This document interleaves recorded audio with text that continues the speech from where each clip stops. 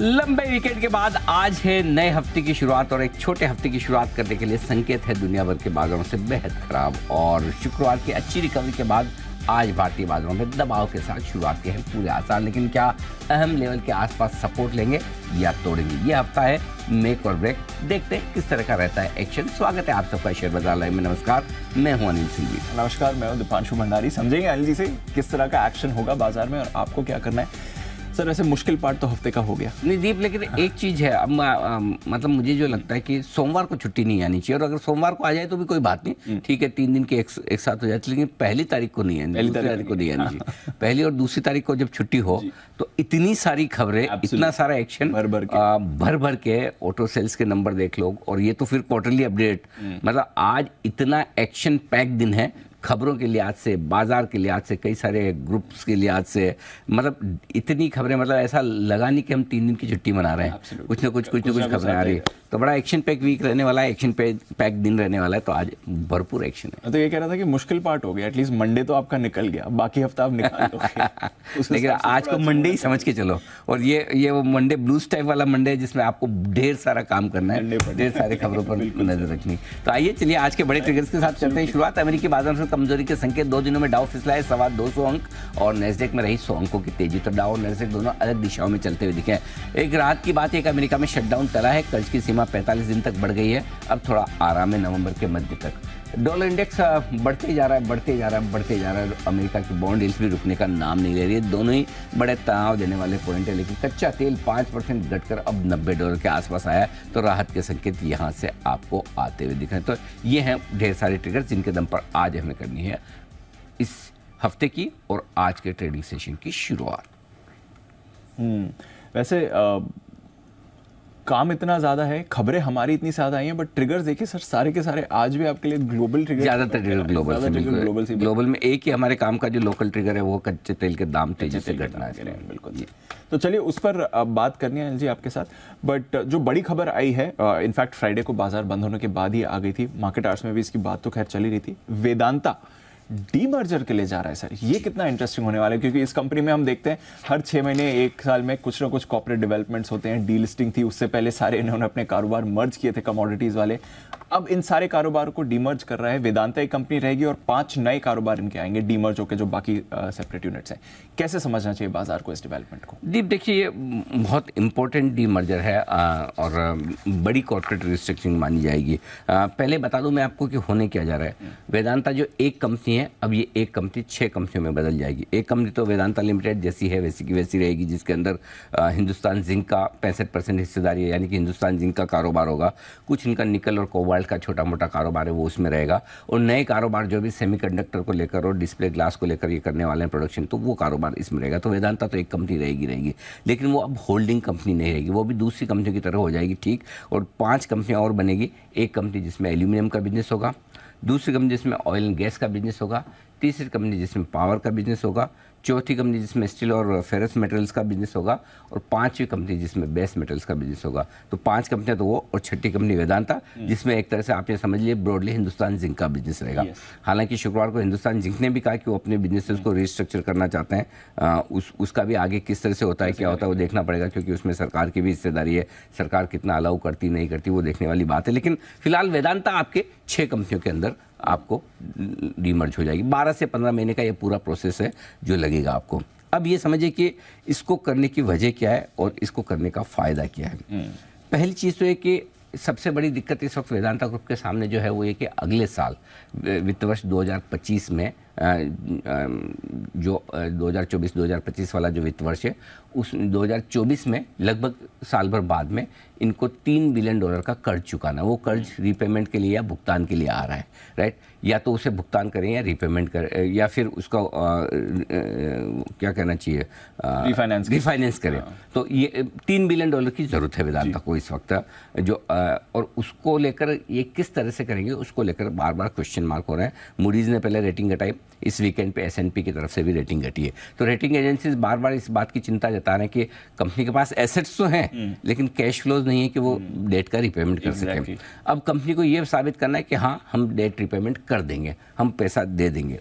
तो अब उसको लेकर, इस उद्देश्य को लेकर कंपनी ने ये पूरी रिस्ट्रक्चरिंग की है। अब रिस्ट्रक्चरिंग में होगा क्या, दीप, चाहते तो आप अलग से भी बिजनेस बेच सकते हैं। इतने सारे बिजनेस, कोई भी एक बिजनेस निकाल कर बेच दिया, समझो कोई ऑयल एंड गैस बिजनेस बेच दिया है जिससे पैसे आए, या कोई आपने मेटल्स का बिजनेस बेच दिया। लेकिन होता क्या, अगर आप सीधे बिजनेस बेचते तो वो पैसा आता है आपकी वेदांता में, नहीं कि वेदांता रिसोर्सेज में। इनकी जो लंदन में होल्डिंग कंपनी है उसमें कर्ज है, उसमें कर्ज वेदांता में नहीं है, उसमें है, और पैसा वहाँ चाहिए। तो अगर आप कोई बिजनेस बेचेंगे तो वेदांता में आएगा, वेदांता में आएगा तो वेदांता उसको डिविडेंड के तौर पर ही अपने शेयर होल्डर्स में बांट सकता है। तो 2 बार आपका टैक्सेशन लग के वो कम हो जाता है पैसा पहुंचते पहुंचते। सो इससे बढ़िया क्या है कि अगर आप डीमर्जर कर दें, तो डीमर्जर करने से होगा क्या है, जो भी पैसा आएगा वो सीधा का सीधा जो बिजनेस बेचा, जितनी प्रोमोटर्स की होल्डिंग है वेदांता में, उस प्रोपोर्शन में उनको चले जाएगा, यानी कि वेदांता रिसोर्सेज को मिल जाएगा। उससे वेदांता रिसोर्सेज अपना बिजनेस कम कर पाए। तो अब इसमें सबसे बड़ा उद्देश्य जो रिस्ट्रक्चरिंग का है वो है होल्डिंग कंपनी के कर्ज को कम करना। और उसको कर्ज को कम करने के लिए इन्होंने 6 बिजनेसेस में अपने आप को बांट दिया है, ठीक है। अब इसमें निवेशकों के लिए क्या फ़ायदा है? निवेशकों के लिए फ़ायदा ये है दीप कि अगर मुझे ऑयल एंड गैस पसंद है तो मैं ऑयल एंड गैस खरीदूंगा, मुझे बेस मेटल्स पसंद है तो मैं वो लूँगा। अभी क्या था, अगर मुझे एक बिजनेस पसंद नहीं भी है लेकिन 4 बिजनेस पसंद है, 1-2 नहीं है, तब भी मुझे पूरी कंपनी खरीदनी पड़ रही थी। अब एज एन इन्वेस्टर मेरे लिए फ़ायदे की बात है, मैं अलग अलग बिजनेसेस को अलग अलग चूज़ कर सकता हूँ। जो मुझे नहीं पसंद है वो नहीं रखूँगा, जो पसंद है वो रखूँगा। पहली चीज़ ये इन्वेस्टर्स के लिए फ़ायदे की बात। प्रोमोटर्स के लिए फ़ायदे की बात क्या है, डीमर्जर के बाद उनके लिए कोई भी कारोबार बेचना आसान है। स्ट्रेटेजिक तौर पर भी अगर समझो मुझे इंटरेस्ट है, मुझे स्ट्रेटेजिक तौर पर सीधी सीधी एक कंपनी मिल रही है, मैं एक ऑयल एंड गैस बिजनेस खरीदना चाहता हूँ, मैं वो कंपनी खरीद सकता हूँ। पैसा क्या होगा, सीधा प्रोमोटर के पास आ जाएगा, कंपनी में आएगा और कंपनी प्रोमोटर्स को डिस्ट्रीब्यूट कर देगी। तो उससे होगा ये कि अल्टीमेटली पेरेंट कंपनी में पैसा आसानी से पहुंच जाएगा। और तीसरी सबसे बड़ी बात है कि ज़्यादातर लोगों का मानना है कि आज 220, 215 रुपये, 225 रुपये में वेदांता के शेयर में वैल्यू है, इसमें कोई डाउट नहीं, बिल्कुल है। दीप, हमने अच्छे समय में वेदांता को हम 90-100 रुपये से लगातार रिकमेंड किया है, हमने 450 का भाव भी देखा, करेक्ट, और उसमें अच्छा खासा डिविडेंड भी मिला है। लेकिन उसके बावजूद आज 225 रुपये भाव है, तो सिर्फ एक वजह से कि वेदांता का कर्ज को लेकर चिंता है। अगर ये कर्ज को लेकर चिंताएं कम होती है तो इसका मतलब क्या है कि जो वैल्यू है वो वैल्यू अनलॉकिंग होगी। क्योंकि ज़्यादातर रिपोर्ट्स ये मान रहे कि जो 6 कंपनियां अलग अलग मिलके बनेगी उनका भाव कंबाइंड टुगेदर 222 रुपये, 220 रुपये नहीं होगा, उससे कहीं ज़्यादा होगा। और ऐसे में मेटल का ये सबसे सस्ता शेयर है आज की तारीख में। पूरे मेटल स्पेस में देख लीजिए आप, इंडिया में सबसे सस्ता शेयर यही ट्रेड करता हुआ दिख रहा है, और उसकी वजह ये थी। अब आगे होगा ये दीप कि इस हिसाब से अगर देखें वैल्यू अनलॉकिंग हो रही है, प्रोमोटर्स के लिए अच्छा है, इन्वेस्टर्स के लिए अच्छा है, तो क्या शेयर में बहुत तेजी होनी चाहिए? बड़ा सवाल ये। इसमें 2 चीज़ें हैं। बड़ी तेजी तब होगी अल्टीमेटली क्या आपने रिस्ट्रक्चरिंग की है, ठीक है, बिजनेस बेचने में आसानी होगी, पैसा जुटाने में आसानी होगी, कंपनियां इंडिपेंडेंट करेगी काम, वैल्यू अनलॉकिंग होगी। लेकिन समस्या क्या है? समस्या वो कर्ज है जो पेरेंट कंपनी के पास। जब तक आप वो नहीं चुकाएंगे या जब तक उसको लेकर क्लैरिटी नहीं है, तब तक बड़ी तेजी नहीं बन सकती। अल्टीमेटली तो पैसा चुकाने से ही बात बनेगी ना। एग्जैक्टली। डीमर्जर सॉल्यूशन नहीं है, सॉल्यूशन कर्ज चुकाना है। तो कर्ज चुकाने को लेकर आगे जो अब नेक्स्ट स्टेप सामने आएगा वो स्टॉक के लिए बड़ा ट्रिगर होगा।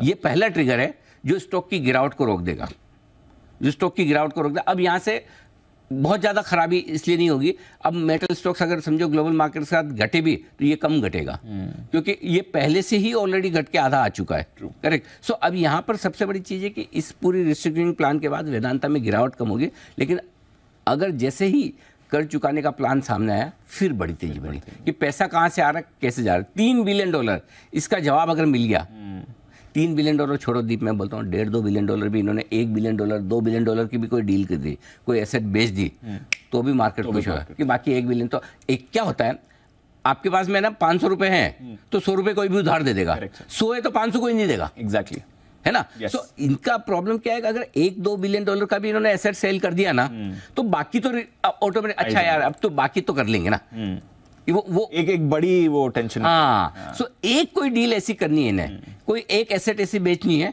और वो जिस दिन सामने आया ना ये स्टॉक फिर रुकेगा नहीं, तब नहीं रुकेगा। अब वो आज होगा नहीं, हफ्ते 2 हफ्ते, महीने 2 महीने 6 महीने का होगा, मुझे पता नहीं ये कब होगा। नेचुरली अगर मैनेजमेंट ने इतना बड़ा प्लान किया है तो जाहिर सी बात है उन्होंने कुछ ना कुछ आगे ये प्लान भी किया होगा, ये डीमर्जर करने के बाद कौन सी एसेट कब बेचेंगे, करेक्ट। करेक्ट। सो वो होगा अगला 1 साल, इस लिहाज से वेदांता के लिए बेहद अहम है। 12 से 15 महीने आपको रिस्ट्रक्चरिंग में पूरी कंप्लीट करने में लगेंगे और 12 महीने के बाद ही आपको अपने कर्ज को चुकाना भी है, तब तक आपको क्लैरिटी चाहिए। सो आई थिंक ये बड़ा अहम होगा।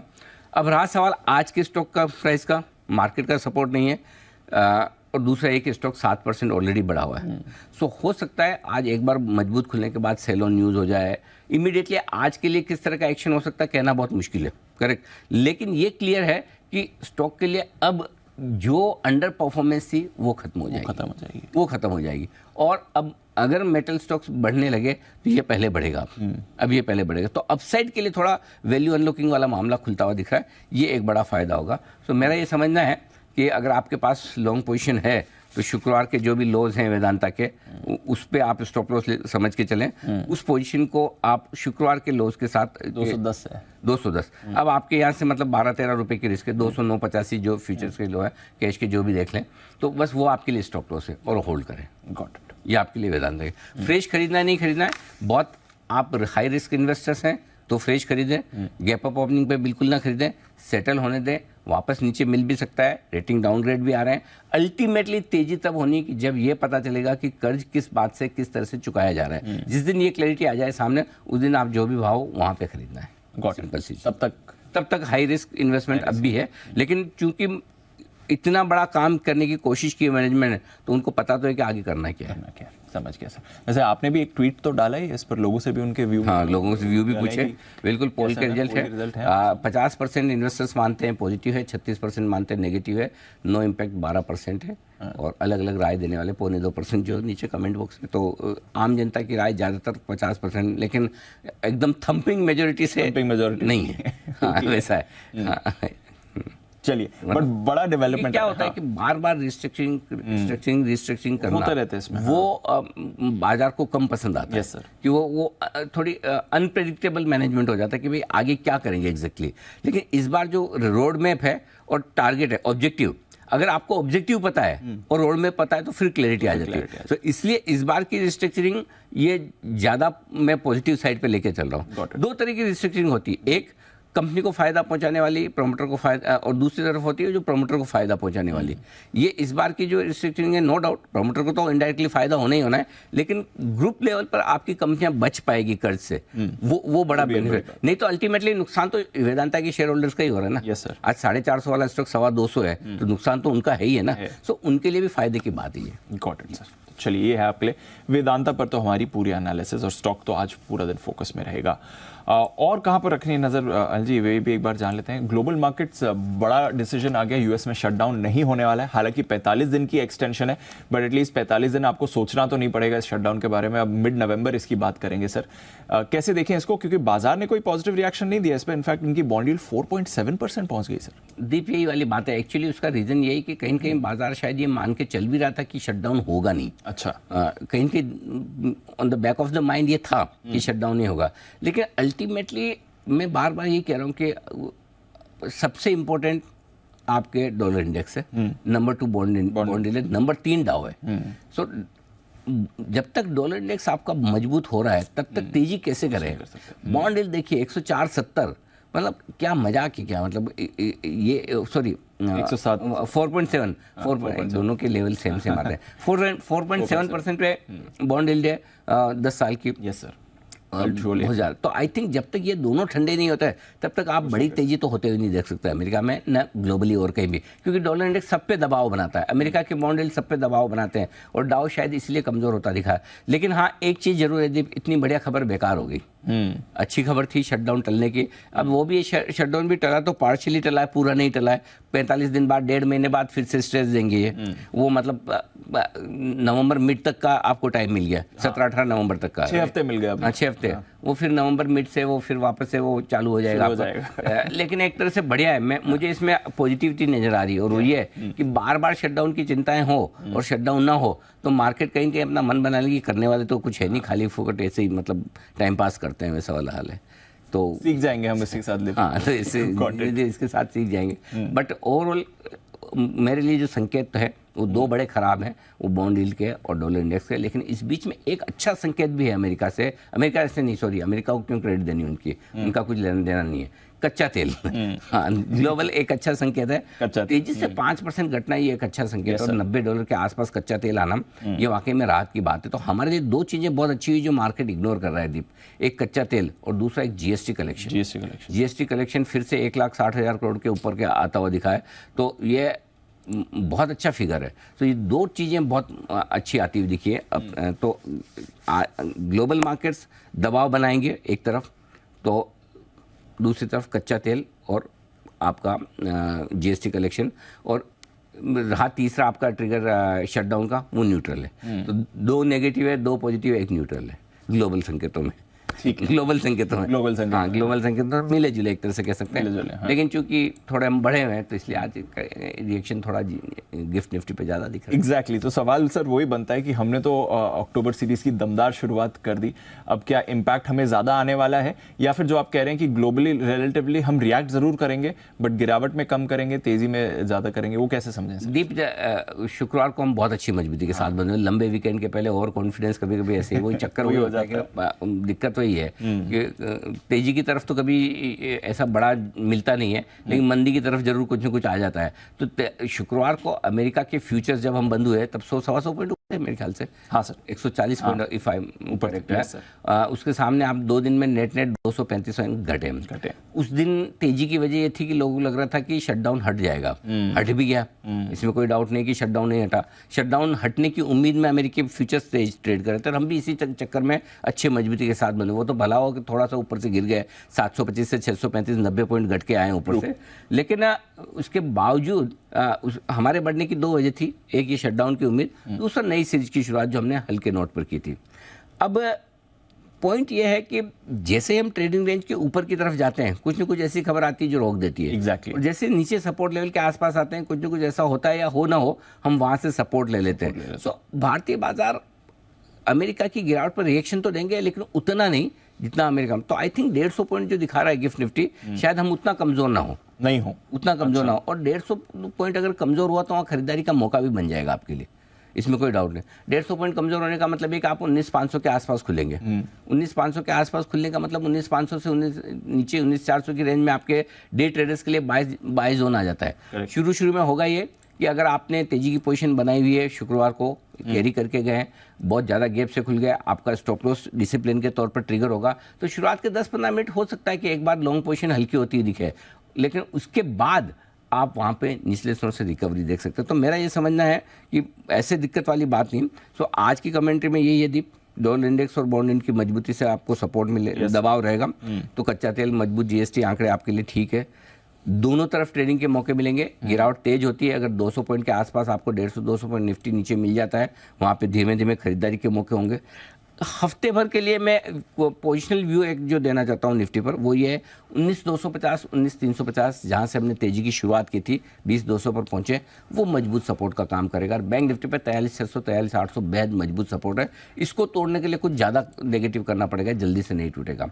ऊपरी स्तरों पर 19,700, 19,800 सप्लाई जोन है, जब तक 19,800 के आसपास आकर वापस से रिवर्स होते रहेंगे, और 45,800, 46,000। तो अब आपको इस ट्रेडिंग रेंज को ट्रेड करना है, इस रेंज के निचले सिरे पर आने पर आपको खरीदारी करनी है, और ऊपर के सिरे पर प्रॉफिट बुकिंग करनी है। ट्रेडिंग के मौके दोनों तरफ मिलेंगे, तो बहुत ज़्यादा ऐसा परेशान भी होने की ज़रूरत नहीं है। लोअर लेवल पे सपोर्ट के आप खरीदिए, हायर लेवल पे कुछ न कुछ रीजन से ऐसा लगेगा ब्रेकआउट हो रहा है, वहीं पर प्रॉफिट बुकिंग करनी है। ब्रेकआउट कब होगा वो बता देता हूँ, जिस दिन 19,800 के ऊपर निफ्टी बंद हो, आपका ब्रेकआउट हो गया। जिस दिन 45,000 के ऊपर बैंक निफ्टी बंद हो, आपका ब्रेकआउट हो गया एक तरह। अच्छा, ब्रेकआउट मानो मत मानो, कम से कम इतना मान लेना कि फ्रेश कमजोरी आसानी से जल्दी नहीं होगी। सो आपको रिकवरी का मजबूती का पहला संकेत यहाँ से मिलेगा 19,800 के और 45,000 के ऊपर बंद होने पर। क्लियर है, ये ध्यान में। ठीक है, तो तब तक रेंज में रहने वाले हैं, तब तक रेंज में रहेंगे। रेंज के निचले सिरे पर लेना है, रेंज के ऊपरी सिरे पर कुछ भी हो, प्रॉफिट बुक करके वापस इंतजार करना है। Got it. ठीक है सर, बताएं फिर आज के संकेत भी क्या? ग्लोबल संकेत नेगेटिव हैं, एफआईएस के भी नेगेटिव हैं, घरेलू फंड्स पॉजिटिव हैं, वायदा कारोबार के संकेत हैं न्यूट्रल, सेंटिमेंट न्यूट्रल, और ट्रेंड है पॉजिटिव। ये आपके लिए आज के सारे संकेत, जिसमें पॉजिटिव दो positive, 2 neutral, 2 negative. Very good, क्या बात है। 19,500, 19,550 पहला सपोर्ट जोन है, इसके आसपास हम खुलेंगे, देखते हैं फिर उसके बाद कितनी और मजबूती होती है।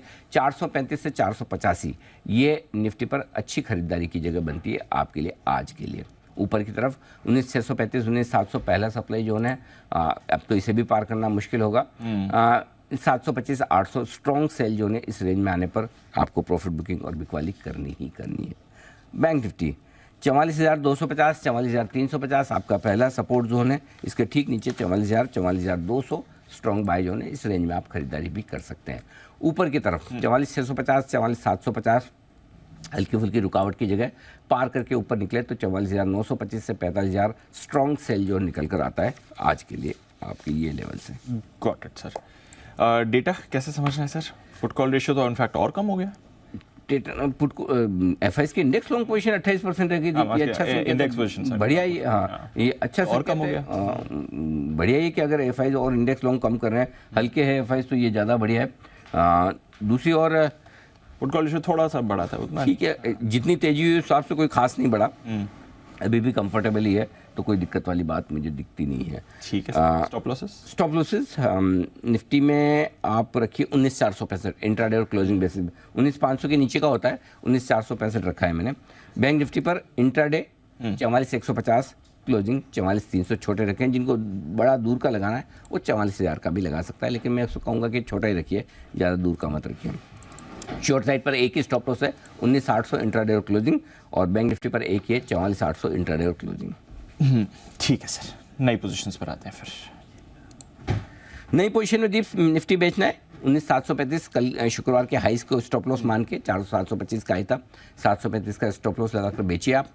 ठीक है, टारगेट जो बनेंगे 550 525 503 छोटे टारगेट है, 485 465 और 435 तक के बड़े टारगेट। ये आपके लिए निफ्टी बेचने की राय।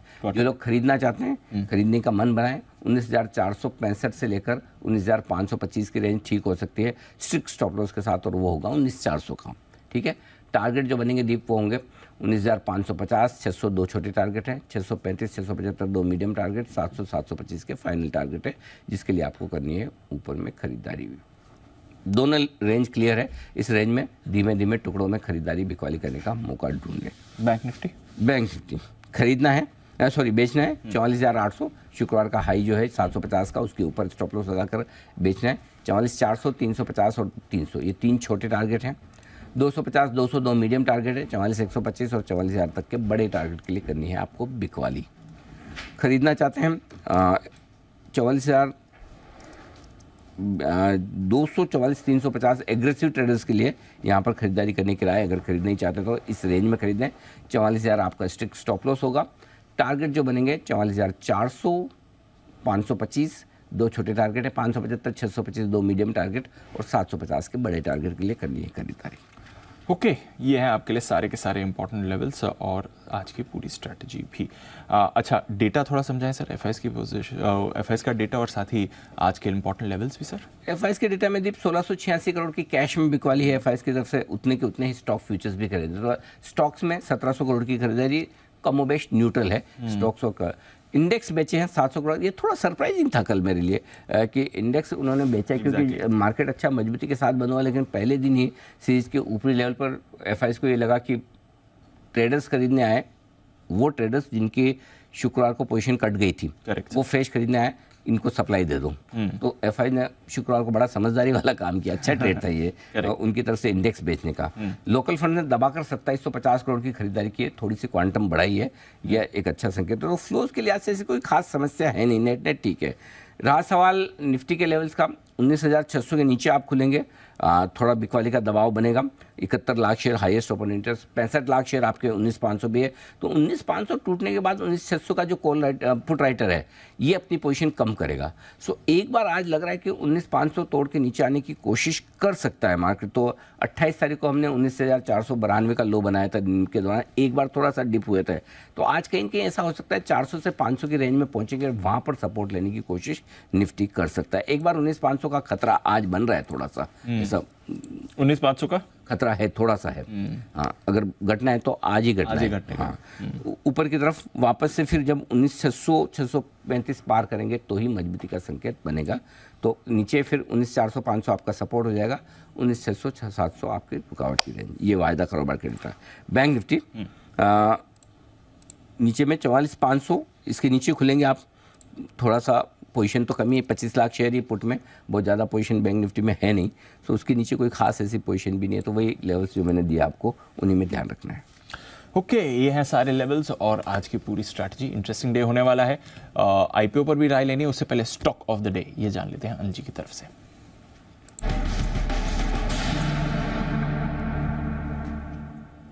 Yes sir. पहला तो ओएनजीसी। ओएनजीसी पे यहाँ पर बिकवाली करने की राय है फ्यूचर्स में। फ्यूचर्स के लेवल दे रहा हूँ दीप, 194 194 का स्टॉप लॉस लगाकर बेचे, 189 हाफ जो शुक्रवार का लो है, 187 185 तक के टारगेट के लिए बिकवाली करनी है। बिकवाली इसलिए करनी है कि जो कच्चे तेल के दाम में तेज़ गिरावट आई है, 97 98 से सीधे आपके 2-3 दिन में घट के $90 के नीचे आ गया है, तो थोड़ा ओएनजीसी का स्टॉक बढ़ा हुआ भी है। दूसरा, मार्केट में दबा जमान से काफ़ी खबरें भी चल रही कि आगे पीछे जो भाव देखकर सरकार के मुंह में पानी भी आएगा तो चलो बेचो, ठीक है। पहली बार खाली कोल इंडिया बचा हुआ है जो नहीं बिक रहा, नहीं तो इस भाव पे आने पे कोल इंडिया हमेशा बिक जाता है, तो ऑफर फॉर सेल कभी भी आने का डर वो भी यही है। तो इस हिसाब से एक अच्छा शॉर्ट आज के सेशन में बन सकता है। बाजार भी कमज़ोर है, यहाँ पर बिकवाली करने की राय है। साथ ही खरीदने की राय है दीप टीवीएस मोटर्स के फ्यूचर्स में। यहाँ पर भी फ्यूचर्स के लेवल है, फ्यूचर लिख लें, टीवीएस मोटर्स फ्यूचर्स के लेवल लीजिए।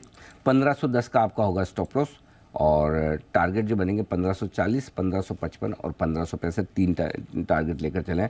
जो मंथली सेल्स नंबर्स आए हैं टीवीएस मोटर्स के बहुत ही मजबूत है। 3,53,000 गाड़ियों की बिक्री की हमें उम्मीद थी, उसके सामने 3,86,87,000 आया है, बहुत बड़ा जंप आया है। और टोटल सेल्स जो है, ये तो 2 व्हीलर्स का है, टोटल सेल्स जो 3,70,000 के आसपास उम्मीद थी 4,02,000, तो मतलब सबसे मजबूत अगर कोई ऑटो नंबर्स हैं तो टीवीएस के। हालांकि नंबर्स बाकी महिंद्रा के भी ठीक है, ऐसा नहीं कि दूसरे नंबर्स ठीक नहीं है। आयशर मिले जुले हैं, खाली एक मारुति थोड़े से ख़राब नंबर्स हैं, बाकी सारे ठीक, बाकी सब ठीक ठाक हैं, बट टीवीएस सबसे बेस्ट है, तो ये एक नंबर आपके लिए। कोल इंडिया के भी नंबर्स ठीक है दीप, कोल इंडिया का भी अपडेट जो आया है मंथली अपडेट, वो कोल इंडिया का भी ठीक है, वो भी स्टॉक चल सकता है। लेकिन चूंकि बढ़ा हुआ स्टॉक है ऑलरेडी शुक्रवार को, इसलिए मैंने कोल इंडिया नहीं दिया कि 2-2.5% बढ़ा। टीवीएस लाल निशान में बंद हुआ था, तो इसलिए मुझे लगा कि आपको अच्छा एंट्री का मौका दे सकता है टीवीएस। एक और चीज़ मैं बोलना चाहता हूँ, जो वेदांता की जो मैंने पूरी कमेंट्री दी है उसमें एक चीज़ और नोट करके लिख लीजिए। वेदांता में स्टॉक प्राइस में 210-213 पर सपोर्ट रेंज रहेगा, ये मैं फ्यूचर्स के लेवल दे रहा हूँ। वेदांता सपोर्ट रेंज 210-213 और ऊपर में 230-233, ये रेंज जो है वहाँ पर आपको प्रॉफिट बुकिंग। सो अब 235 के ऊपर निकल कर ये बंद होगा तो बड़ी तेजी दिखाएगा, तो दोनों सपोर्ट और ऊपर की रिकॉर्ड की रेंज लिख लीजिए। सपोर्ट रेंज लिख लीजिए 210-213 और हायर रेंज 230-233, ताकि आपको ध्यान रहे 230-233 के आसपास आप चाहें तो प्रॉफिट बुकिंग कर सकते हैं अगर गैप से मिले एक बार, और वापस नीचे में आपको जब मौका मिले तब खरीद लीजिए। 235 के ऊपर बंद होगा तो फिर इसका करेक्शन ये पूरा करके थोड़ी और मजबूती के लिए आगे तैयार होगा। लेकिन एक बार हो सकता है 7% शुक्रवार को बढ़ने के बाद अगर 3-4% और बढ़ जाता है तो एक प्रॉफिट बुकिंग आने की संभावना जो बनती तो वहाँ पर आप कर सकते हैं 230-233 की रेंज में। Got it. चलिए, तो वेदांता पर तो नज़र है ही, साथ ही 2 स्टॉक ऑफ द डे भी अनिल जी ने आपको दे दिए हैं और लिस्टिंग की भी बात करने वाले हैं हम 9 बजे। JSW इंफ्रा लिस्टिंग की बात करनी है सर आपके साथ। बिल्कुल, आइए उसकी भी तैयारी है, हमारे मेहमान भी जुड़ेंगे, उससे पहले हमारी टीम जुड़ चुकी है बताने के लिए ढेरों खबरें ओवर द वीकेंड और साथ ही सारी ब्रोकरेज रिपोर्ट्स भी। नुपुर, अरमान और कुशल है हमारे साथ स्टूडियो में और साथ ही आशीष बताएंगे आपको पूरा ब्रोकरेज एक्शन भी। नुपुर, मॉर्निंग, करिए शुरुआत ट्रिगर्स और खबरों के साथ। Good morning. सबसे पहले एसएमई शेयर्स पर भी शॉर्ट टर्म एएसएम आज से लागू होने वाला है, तो यहाँ पे रहेगी नज़र। एमसीएक्स पे रखनी है नज़र, क्योंकि सेबी की टेक्निकल कमेटी के सामने जो मुद्दे उठाए गए थे उस पर आज जवाब आने वाला है, तो ये स्टॉक भी फोकस में रहेगा। एंजल वन पे रखिए नज़र, क्योंकि 3 साल का जो लॉक इन है वो आज खत्म होने वाला है। 20% इक्विटी यहाँ पे फ्री हो जाएगी। आइडिया फॉर टेक्नोलॉजी जो हाल ही में लिस्ट हुआ था, और साइम डीएलएम जहाँ पे 50% आईपीओ लॉक इन जो है 90 डेज वाला वो आज ओपन होने वाला है, तो ये स्टॉक्स भी फोकस में रहेंगे। सियाराम सिल्क जहाँ पे बायबैक जो 25 सितंबर को स्टार्ट हुआ था वो आज बंद हो जाएगा। प्राइस देखें तो 720 रुपए की और टेंडर ऑफर के जरिए करीबन 15 लाख शेयर्स यहाँ पर दिए गए हैं। JSW इंफ्रा की आज होने वाली लिस्टिंग, साथ ही साथ Manoj weber James and jewellers की भी आज होगी लिस्टिंग, तो यहाँ पर भी रहेगी नजर। प्रधानमंत्री आज विजिट करने वाले छत्तीसगढ़ और तेलंगाना, बड़े प्रोजेक्ट्स यहाँ पर जहाँ पे फाउंडेशन स्टोन रखेंगे। NMDC स्टील प्लांट पर भी रखने वाले और साथ ही साथ तेलंगाना में सुपर थर्मल पावर प्रोजेक्ट पर भी आज फाउंडेशन स्टोन रखा जाएगा, तो यहाँ पे रहने वाली है नज़र। आईपीओ के लिहाज से प्लाज्मा वायर्स, जहाँ पे टोटल सब्सक्रिप्शन पहले दिन का अब तक अगर आप देखें तो करीबन 5 गुना बढ़ते हुए दिखा है। रिटेल में 27 गुना का सब्सक्रिप्शन आते हुए नजर आया। एनआईए में 5 गुना यहाँ पे बढ़ता हुआ नजर आया। क्यूआईबी हालांकि अभी तक 0। वैलेंट लेबोरेटरीज जिसका आईपीओ रनिंग है और आज बंद हो जाएगा, अब तक अगर देखें तो करीबन 2 गुना का सब्सक्रिप्शन यहाँ पे आते हुए दिखा है। रिटेल में 3 गुना का सब्सक्रिप्शन दिखेगा।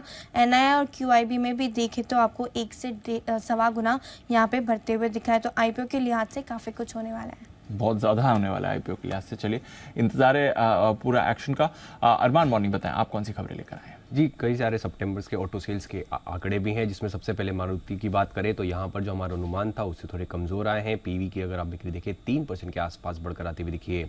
M&M यहाँ पर सितंबर के आंकड़े हैं, ऑटो में लगभग 17% के आसपास बढ़ोतरी आई है, जो कि हमारा अनुमान था उससे बेहतर आए हैं। ट्रैक्टर की बात करें तो वहाँ पर 11% की आपको गिरावट दिखेगी। टाटा मोटर्स यहाँ पर डोमेस्टिक पीवी में 6% गिर कर आया, पर जो हमारा अनुमान था उससे काफ़ी बेहतर आते हुए दिखे हैं। और टोटल सीवी की अगर आप बात करें तो लगभग 12% के आसपास की बढ़ोतरी दिखी है, पर जो हमारा अनुमान था उसके कंपैरेटिवली काफ़ी कम है। हीरो मोटोकॉर्प यहाँ पर अनुमान से बेहतर आए हैं। टू व्हीलर्स में लगभग 3% के आसपास की बढ़ोतरी है। टीवीएस मोटर्स यहाँ पर टू व्हीलर्स में लगभग 7% के आसपास की बढ़ोतरी है, जो कि अनुमान से काफ़ी बेहतर आती हुई दिखी। और कुल सेल्स की बात करें तो वो भी 6% बढ़कर आई, और वो भी जो हमारा अनुमान था उससे काफ़ी बेहतर है। आयशर की बात करें तो वहां पर आरी की जो है वो लगभग 4% गिर कर आती हुई दिखी है, पर फिर भी अनुमान से बेहतर है। और वीईसीवी की बात करें तो लगभग 9% के आसपास की बढ़ोतरी है। और बिजनेस अपडेट्स के हिसाब से कोल इंडिया पर भी अपडेट है। सितंबर में जो प्रोडक्शन का डेटा है वो लगभग 12.5% के आसपास बढ़कर आया है। और ऑफटेक की बात करें तो वो भी लगभग 12.5% के आसपास जो है बढ़कर आता हुआ दिखा। ओके, ये है आपके लिए कुछ खबरें और अपडेट्स भी। कुशल, मॉर्निंग बताएं, आपके पास कौन सी खबरें हैं? मॉर्निंग दीप, तो बैंकों का तो अपडेट आया ही है, साथ ही अन्य जो कंपनियां हैं, सीमेंट हो गया, हिंदुस्तान जिंक हो गया, उनके भी अपडेट आते हुए दिखे हैं। तो सबसे पहले अल्ट्राटेक सीमेंट, यहाँ पर दूसरी तिमाही का जो अपडेट आया है उसमें यहाँ पर कुल कंसोलिडेटेड सेल्स वॉल्यूम जो है 23.1 मेट्रिक टन्स पे आती हुई बढ़कर करीबन 26.69 मेट्रिक टन्स हो गए। सालाना आधार पर 16% की बढ़त यहाँ पर देखने को मिली है। साथ ही हिंदुस्तान जिंक यहाँ पर थोड़े से कमज़ोर अपडेट प्रोडक्शन अपडेट आते हुए दिखे हैं, जिसमें mine metal production 255 kilo ton से घटकर 252 किलो टन हो गया। 1% की गिरावट यहाँ पर है। इंटीग्रेटेड सेलेबल मेटल प्रोडक्शन भी लगभग 2% तक घटता हुआ नजर आया है। जहां तक इंडसइंड बैंक का सवाल है, दूसरी तिमाही का बिजनेस अपडेट आया है। नेट एडवांसेस करीबन 21% की बढ़त यहाँ पर देखने को मिली है 3.14 लाख करोड़ पर। साथ ही कंपनी का जो डिपॉजिट है वो भी 14% तक बढ़कर आया है। हालांकि कासा रेशियो 39.9% से घटकर 39.4% अब हो चुका है। फेडरल बैंक ने भी दूसरी तिमाही के अपडेट्स जारी किए हैं, जिसमें टोटल डिपॉजिट में 23% तक की सालाना बढ़त आपको देखने को मिली है। साथ ही यहाँ पर जो ग्रॉस एडवांसेस है उसमें भी कंपनी ने 20% की बढ़त दर्ज की है। कासा रेशियो कंपनी का 31.17% आया है। इनफैक्ट पिछली तिमाही में ये आंकड़ा 31.85% का था। इससे जुड़ी हुई एक और खबर भी है, जिसमें आईएफसी की हिस्सा खरीद को आरबीआई से मंजूरी मिल गई है, तो फेडरल बैंक में करीबन 9.7% हिस्सा खरीद ये अब कर सकेंगे। करूर वैश्य बैंक, यहाँ पर भी दूसरी तिमाही का अपडेट आया है, जहाँ पर टोटल जो डिपॉजिट्स हैं वो 13% बढ़कर आए हैं। टोटल बिजनेस कंपनी का 14% तक बढ़ा है और एडवांसेस के लिहाज से भी 15-15.5% तक की बढ़त हुई है। कासा रेशियो 1% बढ़कर यहाँ पर आता हुआ दिख रहा है, जो टोटल कासा वैल्यू है। और अंत में मॉइल लिमिटेड, यहाँ पर FY24 फर्स्ट हाफ का इन्होंने अपडेट दिया है, अप्रैल से सितंबर तक का। यहाँ पर पहली छमाही में सबसे बेहतरीन प्रदर्शन रहा है। सेल्स के लिहाज से रिकॉर्ड बढ़ोतरी आपको देखने को मिली है। FY24 की पहली छमाही में 54% की ग्रोथ यहाँ पर अब आती हुई दिख रही है और सितंबर में बिक्री 60% तक बढ़ती हुई दिखी है। जहाँ तक प्रोडक्शन का सवाल है, यहाँ पर भी रिकॉर्ड बढ़ोतरी आई है। पहली छमाही में प्रोडक्शन 45% तक बढ़कर आता हुआ दिखा है मॉइल लिमिटेड के लिए। अपडेट्स तो ढेरों हैं। राउंड 2 ऑफ खबरों के लिए चलते हैं नुपुर के पास। नुपुर बताएं। बिल्कुल, जीएसटी से जुड़े खबरों शुरुआत करते हैं, जहाँ पे Indian oil corporation central GST office से कंपनी को करीबन 4003 करोड़ का एक्साइज ड्यूटी का जो रिमांड ऑर्डर है वो मिलते हुए दिखा है। कंपनी ने जो एथनॉल बेचा था उससे जुड़ा ये एक्साइज ड्यूटी की मांग करती हुई नजर आई है और मामले की जो सुनवाई है वो अगली मुंबई में होने वाली है। क्वेस्कॉर्प पे भी रखनी है नज़र क्योंकि इनकम टैक्स डिपार्टमेंट से कंपनी को 300 करोड़ का डिमांड ऑर्डर मिला है। असेसमेंट ईयर देखें तो 19-20 से जुड़ा हुआ ये मामला है। रेडिंगटन को भी इनकम टैक्स डिपार्टमेंट की तरफ से करीबन 234 करोड़ का डिमांड नोटिस मिलता हुआ दिखा है। तो ये तीनों स्टॉक डिमांड नोटिस के चलते आज फोकस में रहने वाले। IOCL, BPCL, HPCL और QSR स्टॉक्स पर रखनी है नज़र क्योंकि OMCs ने कमर्शियल गैस सिलेंडर के जो दाम है वो अब बढ़ा दिए। 1 तारीख से जो है ये दाम की बढ़ोतरी की गई है। कीमतें अगर देखें तो 209 रुपये से यहाँ पर बढ़ा दी गई है और अब जो भाव है वो करीबन 1731 रुपये के आसपास का है। ऑयल एंड गैस स्टॉक्स पर भी आज रखनी है नज़र क्योंकि घरेलू कच्चे तेल के एक्सपोर्ट पर जो विंडफॉल टैक्स है उसमें बढ़ोतरी की गई है। विंडफॉल टैक्स जो है वो 10,000 प्रति टन से अब बढ़ाकर 12,100 प्रति टन किया गया। तो ये स्टॉक्स भी फोकस में रहेंगे। साथ ही साथ ATF पर भी ड्यूटी 3.5 प्रति लीटर से घटाकर 2.5 रुपये की गई है। तो यहाँ पर भी रखनी है नज़र। गैस स्टॉक्स भी आज फोकस में है क्योंकि सरकार ने घरेलू नेचुरल गैस के जो दाम है वो बढ़ा दिए। दाम अब 715 से बढ़कर 815 पर MBTU के तहत बढ़ा दिए गए। तो ये स्टॉक्स भी फोकस में रहेंगे और MGL पे स्पेशली नज़र रखनी है क्योंकि कंपनी ने मुंबई के आसपास MCR में CNG के दामों में 3 रुपये और घरेलू PNG में 2 रुपये की कटौती की है। तो ये सारे के सारे स्टॉक्स आज फोकस में रहने वाले हैं। ओके, ढेरों स्टॉक्स फोकस में है। अरमान बताएं और कुछ खबरें जो आपके पास हैं। जी बिल्कुल, गुजरात गैस और गेल यहाँ पर आपको फोकस रखना है क्योंकि नवंबर में अरामको प्रोपेन की कीमतों में जो है बढ़ोतरी होती हुई दिखी है। अक्टूबर में जो $550 प्रति टन था जो उसके बढ़ाकर नवंबर में अब $600 कर दिया गया है।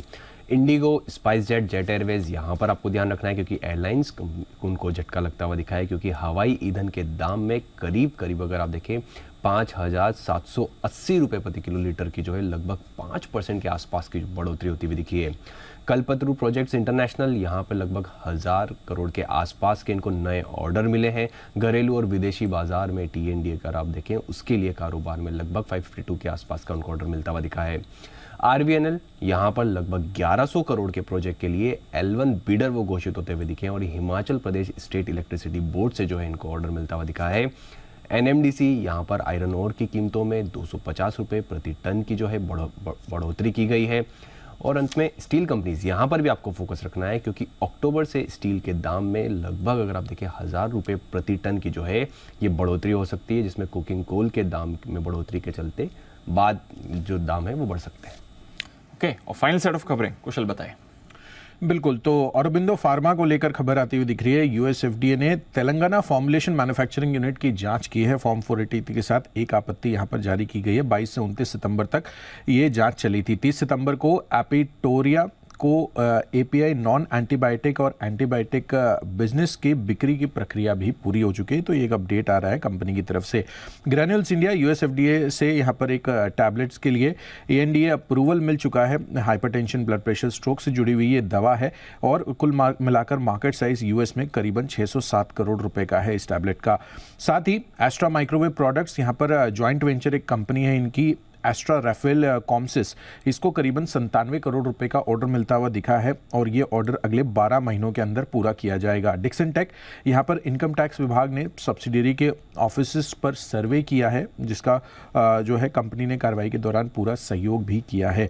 इनफैक्ट एक अंत में बल डील्स है जिसमें ट्यूब इन्वेस्टमेंट्स शामिल है। सेलर है प्रमोटर अंबानी एंटरप्राइजेज, जहाँ पर करीबन 10.5 लाख शेयरों की बिकवाली हुई है। 2904 रुपये 60 पैसे प्रति शेयर के भाव पर यहाँ पर अंबानी एंटरप्राइजेस इस वजह से इन्होंने पूरा स्टेक अपना बेच दिया है। खरीदार है SBI म्यूचुअल फंड जिन्होंने 12 लाख शेयरों की खरीदारी करी है करीबन 0.62%, 2900 रुपये प्रति शेयर के भाव पर। ओके, सारी की सारी खबरें बहुत सारी हो गई, बट आइए ब्रोकरेजेस क्या कह रही हैं ये भी जान लेते हैं एक बार आशीष के साथ। FIR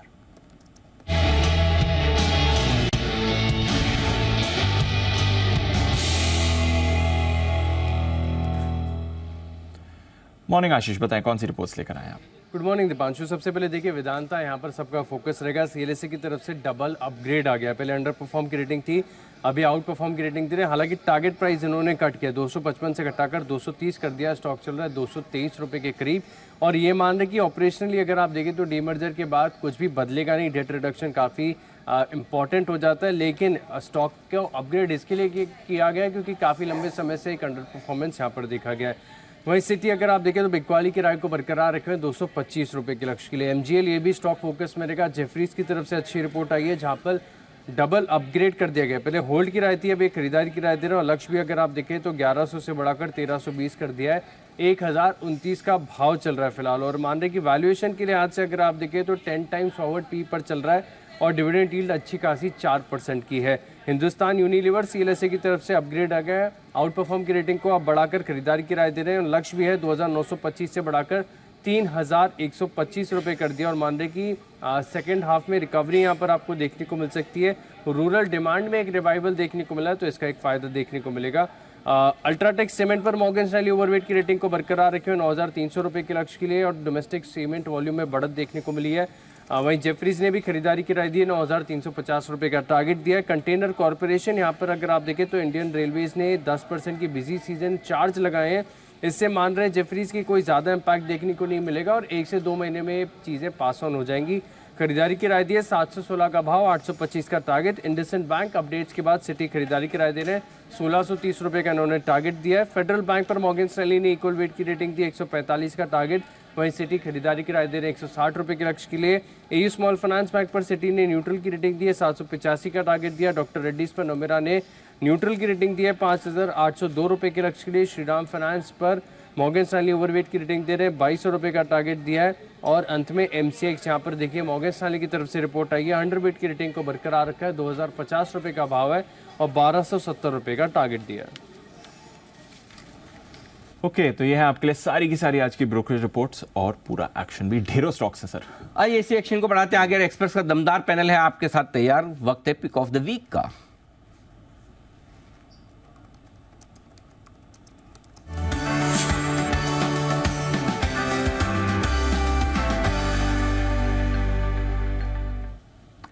स्वागत है आप सभी का। हिमांशु जी सुप्रभात, करें शुरुआत। सुप्रभात अनिल जी, सभी को सुप्रभात। Anil ji, pick of the week में रहेगा एक सेल साइड का आइडिया और स्टॉक का नाम है अदानी एंटरप्राइजेस, जिसमें ऐसा लग रहा है कि पिछले कुछ हफ्तों से एक डिस्ट्रीब्यूशन पैटर्न बनता हुआ नजर आ रहा था और अब यहाँ से स्टॉक में एक थोड़ा सा वीकनेस देखते हुए बढ़ते हुए नजर आ सकती है। तो फ्यूचर्स में बिकवाली करके चलने की सलाह है। 2430 रुपए के आसपास का क्लोज हमने देखा था लास्ट वीक। यहाँ पर शॉर्ट करके चलने की सलाह रहेगी। इस हफ्ते के लिए 2350, 2320 ये दो टारगेट मुझे लगता है अदानी एंटरप्राइजेस में आते हुए नजर आ सकते हैं और इस शॉर्ट साइड के ट्रेड के लिए 2460 रुपए के ऊपर का एक स्टॉप लॉस मेंटेन करके चलने की सलाह है। अदानी एंटरप्राइजेस यहाँ पर बिकवाली किराए हिमांशु जी की तरफ से आती हुई। सुप्रभात। सुमित जी बताएं सर आपका पिक ऑफ द वीक। नमस्कार Anil ji, good morning. Anil ji, pick of the week के तौर पे इस हफ्ते पे जो स्टॉक पे नजर रखना है वो है फार्मा सेक्टर का डॉक्टर रेड्डी। डॉक्टर रेड्डी के अंदर एक बाउंस बैक, एक पुल बैक के संकेत मिले हैं। डॉक्टर रेड्डी यहाँ से मेरे को लग रहा है कि एक अच्छा मूव ऊपर की तरफ दिखा सकता है, तो पुल बैक और बाउंस बैक के संकेत मिल रहे हैं। 5570, 5580 के पास इसके अंदर खरीदारी करके चलने का सलाह रहेगा। स्टॉक का जो नीचे में चार्ट्स के ऊपर सपोर्ट दिखाई दे रहा है वो करीब करीब 5450 के आसपास का है, तो 5450 के नीचे का स्टॉप लॉस लगा के डॉक्टर रेड्डी के अंदर खरीदारी करें। यहाँ से ऊपर में जो मूव देखने को मिल सकता है उसके अंदर एक अच्छा मूव ऊपर की तरफ तेजी का बनेगा, जिसमें 5700 का इसका पहला टारगेट बनेगा, 5800 का इसका दूसरा टारगेट बनेगा। तो इस हफ्ते के लिए डॉक्टर रेड्डी में खरीदारी करें 5450 के स्टॉप लॉस से 5700 और 5800 के टारगेट्स के लिए।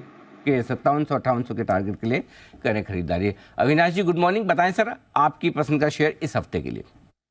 Anil ji good morning, Deepanshu good morning. Anil ji, जो सेक्टर हमको अभी पसंद है, जो अभी लाइमलाइट में आने वाला है, वो है होटल एंड टूरिज्म सेक्टर। 5 तारीख से वर्ल्ड कप शुरू हो रहा है, तो मुझे लग रहा है कि इंडियन होटल 410, 411 में खरीदना चाहिए। मुझे लग रहा है कि एटलीस्ट एक मीडियम टर्म टारगेट अगर लेते हैं तो करीबन 450, 460 का टारगेट पॉसिबल है।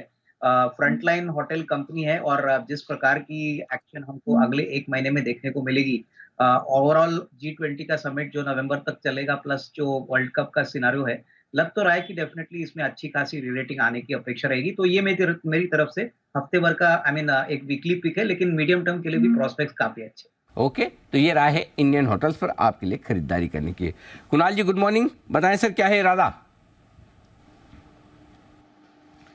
Good morning Anil ji, good morning Deepanshu. Anil ji, बहुत दिनों बाद भेंट हो रही है आपसे। हाँ। तो अनिल जी सबसे पहले आपको सुप्रभात। अनिल जी तो पिछले महीने मिले थे, अब इस महीने मिल रहे हैं। 1 महीने का गैप हो गया इस बार। अनिल जी 3 दिन का लंबा ब्रेक हो गया इस बार। तो 1 हफ्ते का भी गैप हुआ, फिर 1 महीने का भी गैप हो गया। आप एक्चुअली देखा जाए तो 6 महीनों का गैप हो गया। पहली 6 महीने में हाँ, मिले थे, अब फिर दूसरे दूसरी 6 6 महीने महीने में मिलते हैं। ओहो क्या बात है कुणाल जी, आप तो दिखे ही नहीं 6 महीने से।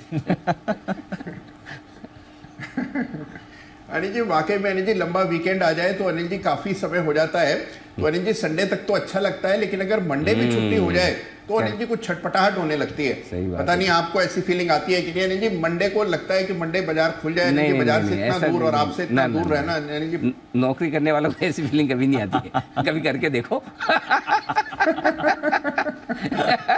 सुमित जी आपको आई, हिमांशु जी आपको आई ऐसी फीलिंग, छटपटाहट हुई मंडे को छुट्टी को? नहीं हुई, दोनों को नहीं हुई, नेवर। आप हफ्ते में 4 दिन कराओ काम, कोई प्रॉब्लम नहीं। यूरोप वाले तो पहले से बोल रहे हैं 4 डे वीक। अभी तो जेमी डायमंड साहब जो हैं जेपी मॉर्गन के, उन्होंने कहा है कि फ्यूचर जनरेशन के लिए सिर्फ 3.5 दिनों का हफ्ता। हाँ, हम जल्दी पैदा हो गए। आधा हफ्ता काम करो, आधा हफ्ता छुट्टी पे। थोड़ा 5-25 साल बाद पैदा होते तो लाइफ एंजॉय कर पाते। एंजॉय करते, बिल्कुल। खैर जो भी मिला, जितना मिला, हम उसमें खुश है, संतुष्ट है। बताएं सर। अनिल जी देखिए, अब आज बाजार का मूड तो खासा खराब दिख रहा है, तो नीचे खुलेगा। एक शेयर जो मुझे पसंद आ रहा है वो है BHEL। BHEL गिरावट में खरीदे।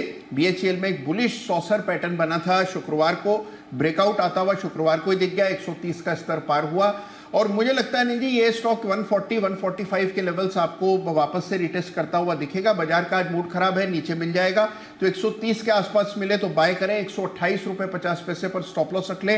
पहला टारगेट 135 रुपए का और दूसरा लक्ष्य 140 रुपए का खरीदारी किराया है भेल में। ओके, तो BHEL इस पर करें खरीदारी, ये पसंद आ रहा है कुणाल जी को। चलिए, स्टॉक्स तो आपको एक्शन में दिखने ही वाले हैं, इतनी सारी खबरें आई हैं ओवर द वीकेंड। कहाँ से करें शुरुआत? एक बार अविनाश जी से राय ले ली जाए ऑटो सेल्स के आंकड़ों को लेकर। अविनाश जी, कैसे रहे सर इस बार के ऑटो सेल्स? आपके अनुमान मुताबिक क्या रिएक्शन आना चाहिए? फेस्टिव सीजन में अभी हम आ चुके हैं सर। नहीं बिल्कुल, देखिए मुझे लग रहा है कि टू व्हीलर में जैसे अनिल जी ने कहा कि टीवीएस मोटर्स के नंबर काफी स्ट्रांग आ गए।